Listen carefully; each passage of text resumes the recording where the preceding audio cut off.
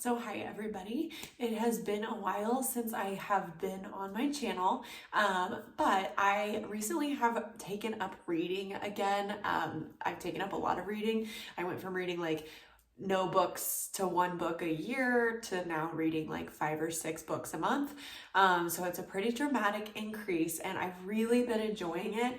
I'm really into like thrillers, mysteries, suspense, romance, also like romantasy books. So I've read a bunch in the last couple months and I realized that, even for a diary for myself, like a book diary, I would love to keep track of everything I've read and kind of review it, kind of like a video diary. So I did want to come on here and just review the books that I had read in January. I also wanted to mention that I did just move into a new home on Tuesday, so less than a week ago. And so I do have some books just randomly around this room. I'm actually planning on turning it into an office, book storage kind of library space. So that's the plan here, but ultimately right now it's just looking a little scrambled. I started out the month by reading Darcy Coates' Black Winter series. I actually read Voices in the Snow in December and it was like a 5-star book for me. I was hooked. I read it in a day. I was really obsessed and I immediately, as soon as I finished it, ran to Barnes & Noble to buy the second book because I couldn't even wait for Amazon to deliver it. Like I said, I read Voices in the Snow in December and then I read books 2, 3, and 4 of the series in January. And I have to say, I was a little bit underwhelmed and slightly disappointed by the rest of the series. I had heard from other people who liked Voices in the Snow that they really did like the other books in the series. Personally, to me, I found Voices in the Snow to be a very unpredictable book, and that's what I really loved about it. But I found that books 2, 3, and 4, there wasn't really too much character development. Everything that you learned about the characters in book 1, they pretty much copied that behavior. It was a little bit of like a copy-paste situation, and there wasn't a lot of character growth or development, in my opinion. Also, the romance in the book really didn't develop at all in books 2, 3, and 4, which I wanted to see, especially coming from reading a series like ACOTAR, where over the course of those 3 to 5 books, you're seeing so much growth and development in romantic relationships, but also personal development. To come from that and then go to this, I was a little bit disappointed, like I said, with that character growth and also the romantic growth of their relationship. But overall, I would highly recommend Voices of the Snow, at least the first book. It was definitely like one of my top 5 books that I've read in the last 12 months. So would really recommend reading that. And you may like the rest of the series more than I did. Like I said, other people really liked the other 3 books in the series. It just wasn't personally for me. The other series that I read in January was the Serpent and the Wings of Night series. So I read the Serpent and the Wings of Night, and I also am in the process of reading The Ashes and the Star-Cursed King. So I'm about 70% through that book. I wasn't totally able to wrap it up in January, but I'm really excited to see how it ends, and I have really loved her writing so far. The first book I would also rate a 5-star book. I really liked it just as much as ACOTAR, and I also really liked Oriah as a main character. At first, I was like, oh, okay, this is, like a trope in a story that's been written before. If you've read the book, you probably know what I mean. But as the story progressed, I really liked her character development. And I also think that Broadbent really did a good job writing her as a character. She seems very realistic. I definitely can get behind a lot of the actions that she takes versus some of the characters in ACOTAR. And then on top of that, I really like the way Broadbent wrote her internal dialogue in regards to grief. She does experience grief in these books. It's a pretty large component of her internal dialogue, and I really find that the internal dialogue there is very realistic for someone who is grieving. The last book I read in January, I actually did it as an audiobook. I read The Witcher. I personally have a hard time with audiobooks.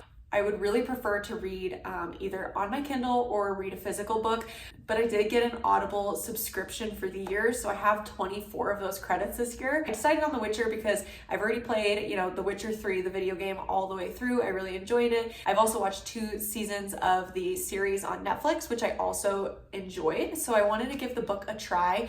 The narrator on there was amazing. Out of any audiobook I have ever, listened to, he was the most impressive. His range for character voices was so mind-blowing. Like, he did such a good job. Even these kind of like monster or creature voices, he just did a really good job bringing that to life. Like I said, I really loved the narrator for the story. I would say the story itself, it was written in a really interesting way where it does jump forward and backwards in time a lot. It does hop around a lot, which didn't really bother me, but it does take a little while to get into the book and get used to that flow of things, especially for me, because that's not typically the type of book I read. I will say the story itself was very true to the TV series, which actually surprised me. I felt like all the stories were pretty accurate to the TV series. But overall, I would probably rate this story like a 3.5 stars. It wasn't my favorite. Like I said, I tend to rate audiobooks lower just because I don't enjoy them that much as a reader or a listener. So I also will take that into account. But overall, I feel like the story was probably about 3.5 stars. Now, I also wanted to come on here and talk about my TBR for February. I, am part of many book clubs, one physical in-person book club, and then a bunch of online book clubs. This is a recent thing for me. Like I said, I just really got into reading again. And I don't, unfortunately, have any friends or family members who really like the genres that I'm reading. They also don't really enjoy it as much as I do. So it's hard not having someone to talk to about that. And so I really tried to join some book clubs just to create a sense of community there. So I have a little bit of an ambitious list this month. All of these are actually book club books, but they are books that I've been wanting to read for a while. So the first one is Starling House, The Starling House. I am really excited about this one. It had been on my list for a while, but I kind of didn't know what it was about. I just knew it got good ratings and then the genre.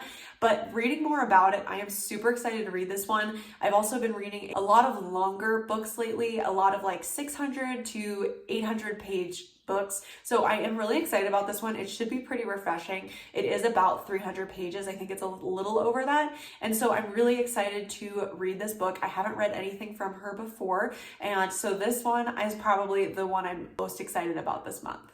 Second is Nora Roberts' The Awakening. I'm just covering the top because this is a library rental, but I am curious to read this one. I actually haven't even read the synopsis for this yet. This is going to be the book that my physical book club chose this month, so we'll discuss this towards the end of February, and I am curious to see, how I like it. I've never read a Nora Roberts book, which I'm kind of ashamed myself for because her writing genre is super up my alley, and I know she's very highly rated and super popular. So I can't wait to read this one. It's not one of her most highly rated books, but I'm excited to see if I like her style of writing, and then potentially, if I do, just jump into some other books I have on my list written by Nora. The third book I'm hoping to read this month has been on my TBR for a while, and I know that tons of people are huge fans of this book, especially the first one. So I can't wait to jump into it. I don't know much about the story. Again, I kind of know what people have briefly told me, but I know generally people really love this story. So I can't wait to discuss this one with my virtual book club.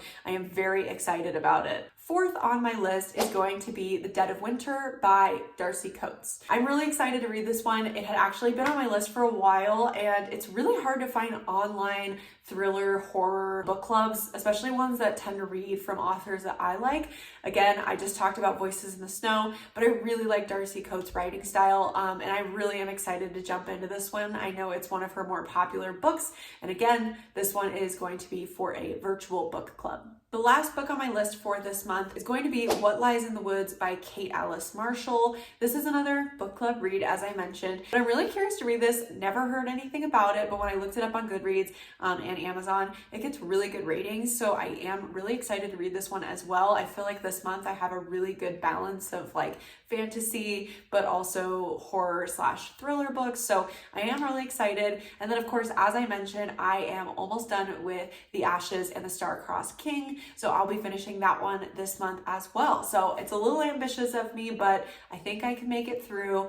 And overall, I'm really curious to see if you guys have read any of these books, either the ones I have read, in January, or the books I'm looking forward to reading in February. Again, I've heard really good things about all these books. I think they're generally rated over 4 stars. So that's typically what I look for when I am looking for a new book to read or pick up.